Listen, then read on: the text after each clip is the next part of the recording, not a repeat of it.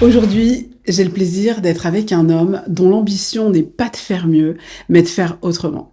Nicolas Sarru, fondateur d'ADMCS et créateur de Sirius, une solution tech qui pourrait bien révolutionner un des secteurs les plus polluants au monde, le transport de conteneurs. Ce que vous allez entendre aujourd'hui n'est pas seulement un projet, c'est une vision ancrée dans une histoire familiale et propulsée par la technologie. Alors, installez-vous, on part en voyage au cœur de la logistique de demain. Bienvenue Nicolas, merci. Bonjour Penda, merci de ton invitation. Donc petit point pour revenir sur la logistique de conteneurs, donc c'est la logistique multimodale qui inclut aussi bien le shipping que le transport routier, ferroviaire et la barge. Faut savoir que la pollution elle est calculée sur le global et que tout le monde croit que c'est que les bateaux qui polluent, mais c'est pas vrai. Aujourd'hui les trains, les barges, ils ont aussi un taux de pollution et surtout les camions quoi. Alors on parle un peu d'histoire et de vision. Lors de nos différents échanges, j'ai entendu parler de ce grand-père, Gabriel Sarru. Qu'est-ce qu'il t'a transmis ? Mon grand-père, en 1960, quand les conteneurs sont arrivés des États-Unis, il était le premier transporteur à mettre des conteneurs sur ses camions pour sortir les conteneurs des gares et aller livrer chez les clients. Parce qu'à la base, les conteneurs sont arrivés par exemple à Le Havre, et puis avec les trains, ils sont allés dans les différentes villes, Paris, Strasbourg et autres, et les gens allaient à la gare chercher leurs marchandises. Et mon grand-père, il a dit, c'est dommage, pourquoi on ne les met pas sur des camions? Mais ça n'existait pas à l'époque. Et donc, il a découpé au chalumeau ses camions un week-end, et il est allé le lundi matin, il a dit, posez-moi le conteneur, et c'est comme ça que les premiers conteneurs sont sortis de la gare de Strasbourg, grâce à mon grand-père. Et livré directement. Et alors, il allait livrer chez les clients, et puis maintenant, aujourd'hui, tout le monde le fait, donc c'est devenu très standard. Mais à l'époque, c'était une grosse première, et c'est pour ça qu'il a marqué les esprits, et que il était un des précurseurs dans l'Est, dans la France, surtout dans l'Est, vu que c'est là qu'il était basé. Et c'est là qu'on a eu beaucoup de connexions. Alors, qu'est-ce qui m'a légué? Alors, j'ai le même caractère que lui, j'ai un très fort caractère, et ce qui m'a surtout légué, c'est de jamais abandonner, même quand personne n'y croit. Ok, d'accord. Donc depuis petit, tu baignes, enfin non, mais tu vis dans le monde des conteneurs. Complètement. Moi, j'ai été élevé par mon grand-père, donc je travaille là-dedans depuis que je suis tout jeune, mais officiellement, j'allais déjà avec mon grand-père quand j'avais 4-5 ans voir les clients. Enfin, tout le monde me connaissait. J'ai vu les ouvertures de plein de terminales, enfin voilà. Quand tu dis tout le monde, tu parles de... Les acteurs métiers, ou les clients, les chargeurs. Oui, on travaille avec SEMA, CGM, on travaille avec MSC, Maersk. Enfin voilà, ça fait 65 ans qu'on est dans ce métier, donc on a travaillé avec à peu près toute la chaîne européenne, voire un peu plus. Donc, on a même des clients en Australie et aux États-Unis qui nous donnent du travail. Donc tu sais de quoi tu parles depuis très longtemps. On apprend tous les jours, mais j'essaye.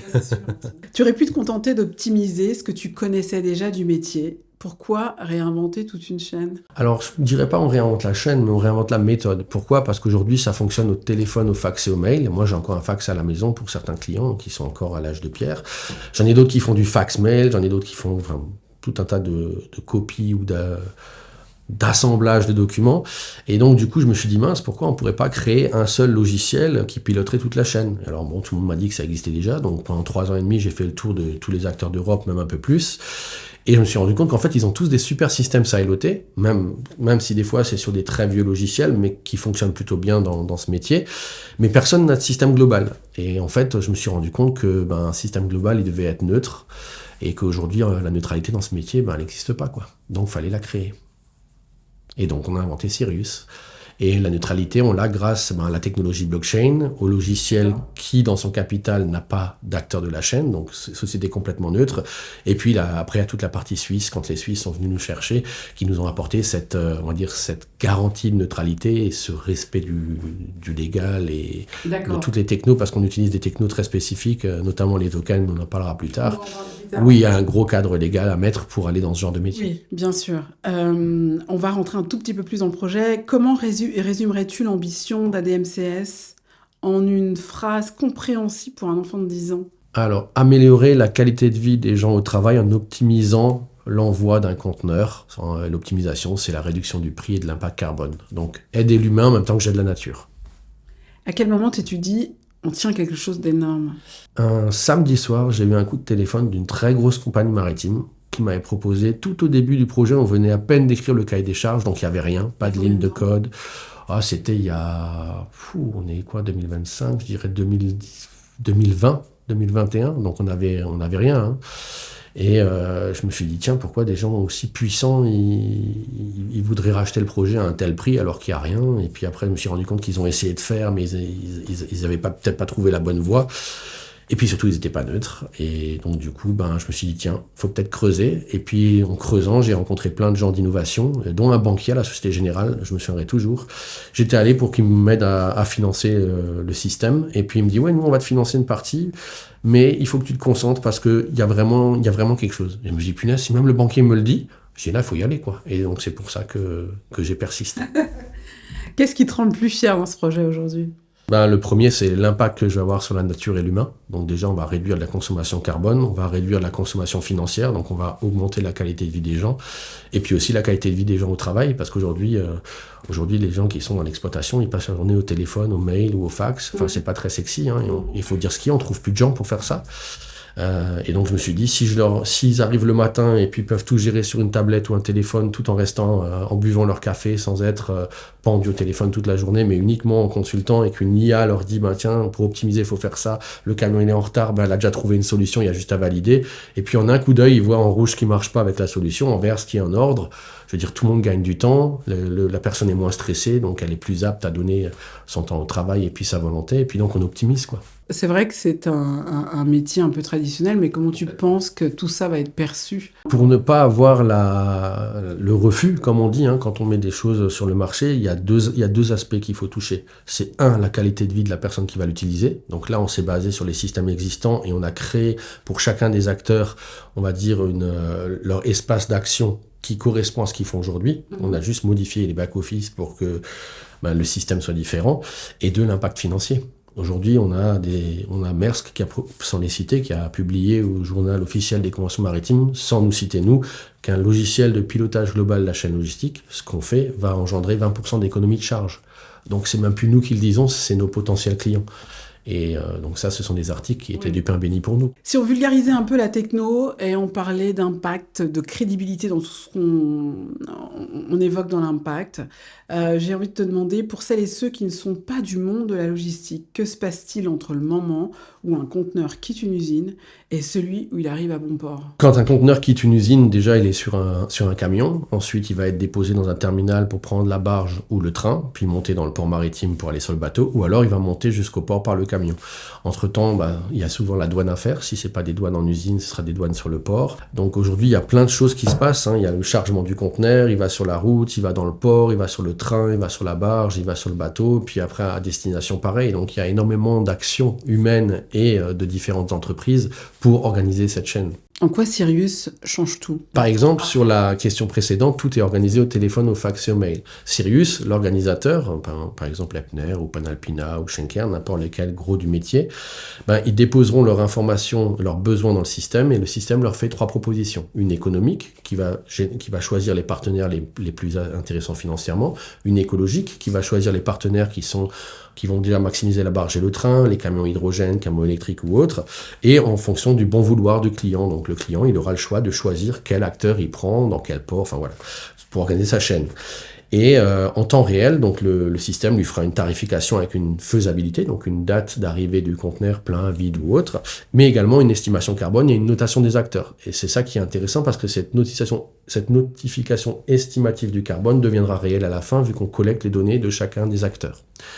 Et la notation, elle permet de se dire, tiens, j'ai des gens sérieux en face de moi, ou j'ai des gens moins sérieux, ou dans ce pays-là, c'est plus compliqué, mais donc ils sont bien référencés, c'est que c'est vraiment des gens sérieux. En fait, ça sécurise, si vous voulez, l'organisateur qui est le responsable de la chaîne et de l'envoi, ça le dérisque un petit peu. Ça lui donne une meilleure aisance à réaliser dans des endroits où peut-être qu'il ne serait pas allé avant. Oui, ou une légitimité par rapport à ce qu'il dit, qu'il fait, sur son empreinte et l'environnement, effectivement. Là, il aura des preuves concrètes parce que grâce à la technologie de la blockchain, quand on récupère les informations, on les eurodate et on le met dans la blockchain. Et donc, c'est une preuve immuable. Aujourd'hui, c'est reconnu comme un tiers de confiance, comme une banque. Et donc, cette preuve immuable permettra d'avoir de l'impact sur les taxes carbone, sur ce genre de choses. Le mot token peut faire peur ou paraître flou. Qu'est-ce que c'est exactement ici et pourquoi avoir choisi cette voie plutôt qu'un financement classique? Alors ça, c'est une histoire un peu plus longue. En fait, à la base, on avait prévu que nos clients se payent notre utilisation du système en monnaie fiduciaire. Un jour, j'ai présenté le projet à Station F et dans la stalle, il y avait un monsieur qui s'appelait Albert Suiza, qui était un chasseur de tête de l'État fédéral suisse. Et donc, il a remarqué le projet. Le lendemain, j'ai eu un appel de la Suisse. Alors, d'abord, je croyais que c'était une blague. Et puis, ils m'ont monté un cran Montana. Ils m'ont dit, voilà, on voudrait que votre projet il devienne suisse. Alors, j'ai dit, ah, OK. Et puis, on voudrait que vous utilisiez une technologie qui s'appelle l'utility token. Moi, je ne connaissais rien. Je me suis dit, mais qu'est-ce qu'il me raconte? Et puis donc du coup on a creusé et on s'est rendu compte qu'en fait ça augmenterait notre niveau de sécurité et surtout notre neutralité. Et donc grâce à cet utility token, ce qui est, on va dire, le token, c'est le mot technique pour dire droit de connexion au système. Et on le matérialise par un token qui lui derrière est réglementé par les entités légales suisses, FINMA et autres.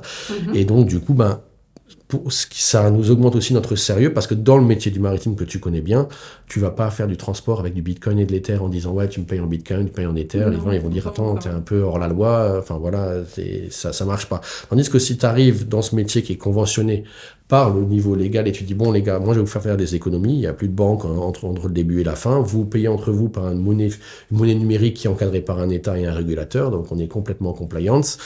Et puis là, les gens, il y a une autre acceptation parce qu'ils se disent, ok, c'est carré, c'est encadré, on a le même niveau de sécurité. Et donc du coup, nous, ça nous permet de faciliter la circulation de l'information et surtout la connexion des gens à travers le monde.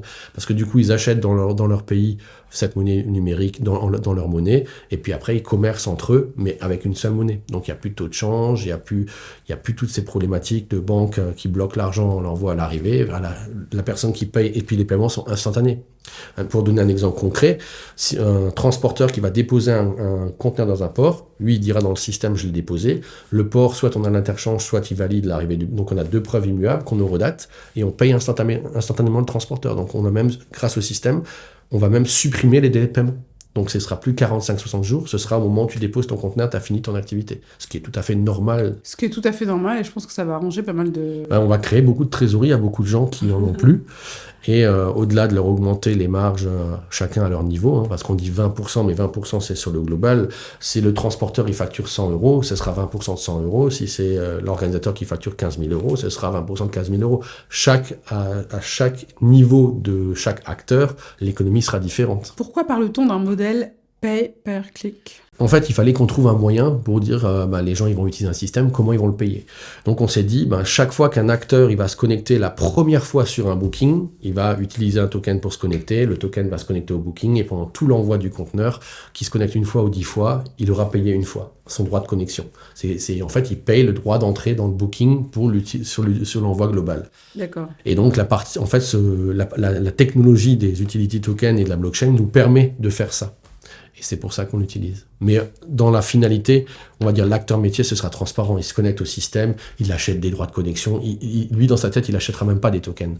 Il achètera le droit de connexion, il aura son petit portefeuille avec, je prends un exemple, 10 000 droits de connexion, mais c'est le système qui ira chaque fois acheter le token automatiquement pour organiser toute la partie connexion système.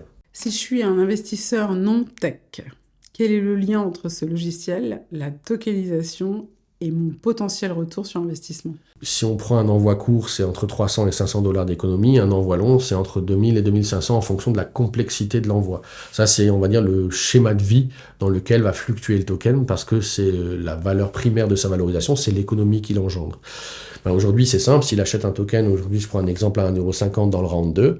Demain, on met le système en activité et puis il y a des clients qui veulent acheter des tokens qui font, eux, 1000 € d'économie. Donc, ils vont se dire, OK, si je fais 1000 € d'économie, moi, je suis prêt à payer 500 € cette économie. Et donc, il passera de 1 € à 500 € parce qu'il aura revendu à la personne qui aura fait 1000 € d'économie, qui en gagnera toujours 500 plus que ce qu'elle aurait gagné. Vous voyez ? Donc, en fait, le schéma, il est là. Plus on crée l'économie, plus ces tokens vont se valoriser. Donc, plus tôt on les achète à un meilleur prix, plus grand sera le bénéfice. Tu as levé plus de 3 millions sur le premier round et tu vises 60 millions. Qu'est-ce que cela va financer exactement ? Alors aujourd'hui, on a levé à peu près 14 millions d'euros au total. Ah, donc ça a évolué depuis. Voilà, ça finance 2 choses. Un, c'est la construction du logiciel, donc toute la partie technique, tout ce qui est le logiciel. Deux, c'est le cadre légal, parce que le cadre légal pour faire une monnaie digitale encadrée par un État, ça coûte beaucoup de sous. Et après, ça nous permet de financer le premier éco-terminal. Donc on va construire un terminal sec et on va complètement passif pour l'environnement. Et on va se servir de ce terminal et des camions de ma famille pour avoir 2 acteurs plus l'organisateur pour débugger le système, pour ne pas aller sur le marché avec un système qui n'est pas fonctionnel et débugué. Donc, comme on est sous prospectus, comme les banques, donc on a dans notre prospectus, la FINMA, elle a validé et décidé comment on devait dépenser les fonds pour protéger nos investisseurs. D'accord, donc c'est encadré ça aussi. Et donc aujourd'hui, toute l'entrée de fonds est dépensée selon les prospectus financiers qui ont été validés pour protéger aussi bien l'investisseur que le projet. On a un système compliance complet. Aujourd'hui, on a même créé DMCS Finance, qui est l'intermédiaire financier du groupe. Donc aujourd'hui, on est devenu intermédiaire financier régulé en Suisse. Donc on fait tout ce qui est compliance depuis de A à Z, donc KYC, KYB, AML des fonds. Et on travaille, notre banque, c'est la banque cantonale de Neuchâtel depuis le début du projet. C'est la banque qui nous a suivis sur ce projet fantastique. Alors, où en est le logiciel aujourd'hui et les premiers terminaux? Donc aujourd'hui, le logiciel, on l'a développé à peu près à 49%. À 80%, on pourra rentrer en activité. Donc on table sur fin d'année prochaine.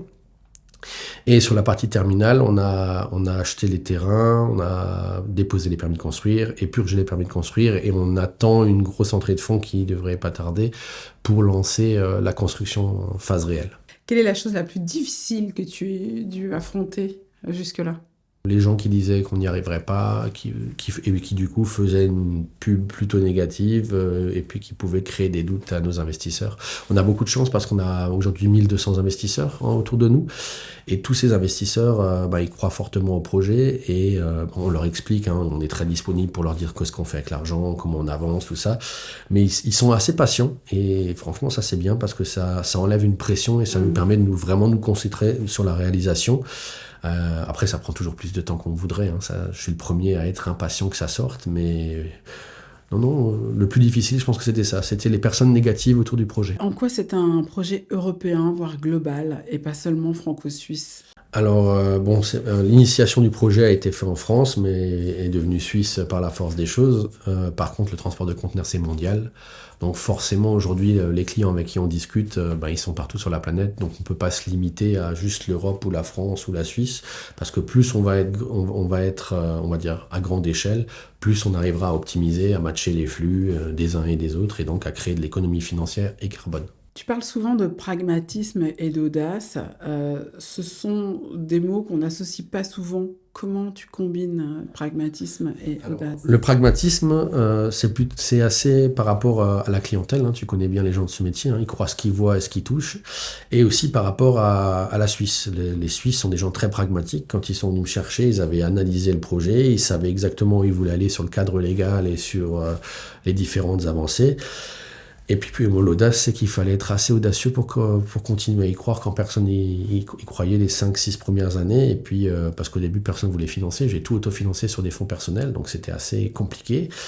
Mais bon, d'où la mise en forme des 2 mots, quoi. Qu'est-ce qui te fait continuer ce projet après tant d'années encore? Qu'est-ce qui te donne la force? Alors aujourd'hui, plein de choses. Alors, la première chose, c'est déjà que on a développé les 2 cœurs systèmes, l'algorithmie et 3 acteurs. On les a branchés et ça fonctionne. Donc la première fois qu'on voit, c'est comme si on voit un bébé respirer. Ça commence à vivre. Il commence à optimiser sur 3 acteurs. C'est bien. Alors c'est pas encore la promesse totale, mais au moins on a la preuve que ça fonctionne.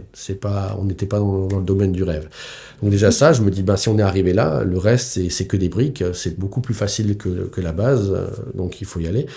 Ensuite, la validation de tout ce qui est cadre légal, avec l'État suisse, avec la BCN, la FINMA, nos avocats, tout ça, on a réussi à mettre un vrai cadre légal autour. Et ça sécurise beaucoup les choses, et ça, c'est bien. Et après aussi, c'est que ça va changer la vie des gens. Au niveau des exploitants et de ceux du métier, mais aussi au niveau de tous nos petits investisseurs qui nous ont aidés. Le retour financier va leur changer la vie. Donc, c'est à peu près tout ça qui me motive, quoi. On apprend de ses erreurs. Moi, je suis entrepreneur, j'ai appris beaucoup dans cette carrière. Quelle est l'erreur? L'erreur majeure. Oui, une erreur qui t'a permis de grandir, d'avancer, d'apprendre. Ouais, alors celle-là, ouais, elle m'a fait mal, hein. Donc, l'erreur majeure, c'est l'humain. Je suis un gentil garçon, on va dire, et je fais confiance aux gens, et j'aime bien être entouré de gens qui m'aident, mais souvent, les gens qui t'entourent sont pas toujours les bons. Et tant que t'as pas eu, on va dire, la trahison ou les problématiques, tu le sais pas. Donc, c'est un peu ça. L'erreur majeure, c'est que je fais trop facilement confiance aux gens, et donc des fois à mon détriment. Ouais. Est-ce que maintenant, c'est plus... Ouais, bon, maintenant j'ai une armée à côté de moi, donc ça va. Quel a été ton plus grand pari dans cette aventure, dans ces années-là de construction? Tu as dû parfois te dire, allez, on y va, c'est pas grave. De partir de rien pour potentiellement réussir à le faire, quoi. Mais là-dedans, dans ce pari-là d'ADMCS, est-ce qu'il y a encore eu autre chose, je t'ai dit, qui n'était pas prévu, et puis finalement, tu t'es dit, je le fais? Ah, qui n'est pas prévu? Oui, par exemple, quand la Suisse est venue me chercher, je pensais jamais que ce projet il irait en Suisse. Et quand on m'a parlé de cadre légal sur de l'utility token, des choses que je comprenais pas du tout, j'y suis allé quand même parce que ça avait l'air intéressant pour donner du crédit et de la sécurité au projet. Donc je me suis dit, il faut creuser, c'est à l'avantage du projet, donc il faut pousser pour le faire. Et si dans 10 ans, je te dis que tu n'es plus CEO, mais mentor d'une nouvelle génération, qu'est-ce que tu aimerais leur avoir transmis? Le fait de jamais abandonner. Si on a une idée, qu'on y croit, qu'on arrive à se projeter dans son marché, il ne faut pas écouter les gens qui disent vous n'y arriverez pas, parce que l'innovation, ça sort de la tête des gens qui y croient. Donc tous les jeunes qui ont des idées, alors il y a des bonnes et des mauvaises idées, hein. Faut analyser son idée, il faut trouver son marché, faut sortir d'un métier déjà. Moi j'ai de la chance, je suis dans ce métier depuis que je suis tout petit, donc j'avais la chance après les études de voir les faiblesses et les forces de chacun des acteurs. Donc c'était plus ou moins facile, on va dire. Mais non, il y a plein d'innovations qu'on peut encore créer aujourd'hui, et l'innovation, elle sort de la tête des gens, et la tête des gens, c'est souvent une idée. Donc il faut croire à ces idées, il ne faut pas écouter quand on vous dit vous n'y arriverez jamais, parce que ce n'est pas une question d'y arriver, c'est une question d'y croire. Alors nous, on a cru possible de lancer le Commodities Innovation Award, et je suis ravie. Vous avez réussi. Et je suis ravie qu'il y ait un de tes dossiers qui passe bientôt devant le jury. Merci Nicolas pour cette immersion passionnante. Si vous avez été interpellé comme moi par cette approche à la fois humaine, technologique et visionnaire du transport, sachez que vous pouvez en savoir plus ou même participer à l'aventure. Je vous invite simplement à nous contacter si vous souhaitez explorer cette opportunité de plus près. Parfois, une révolution tient à un simple premier pas. Exactement. Merci de m'avoir reçu, et félicitations pour le Commodities. J'y étais l'année dernière, c'était une grande réussite, et je suis impatient d'y retourner cette année. Merci à toi. Et qu'est-ce qui t'a fait accepter cet entretien? La vérité? Ah oui, toujours. Parce que je t'apprécie en fait. Toi, t'es du métier déjà, et puis tu fais avec le cœur, et ça m'a plu. Bon, je viens du monde du shipping, alors toi, je dois t'avouer que tu es mon coup de cœur de 2024. Je refuse tous les entretiens je suis pas du tout dans les médias. C'est gentil, merci. Petite rectification, j'ai été 2 fois mis en lumière. Une fois par une très grande dame de la monnaie, de la crypto-monnaie, Chantal Lang, qui a fait 2 interviews sur nous. Bien sûr. D'ailleurs, je la remercie pour ça. Et la deuxième fois, c'est via le Monégasque, c'est le journal privé du prince Albert II qui avait fait une grosse double page et une couverture sur nous pour pousser les investisseurs du Sud à investir chez nous. Alors, on est très heureux, vraiment. Voilà, on est très heureux de faire partie de cette sélection.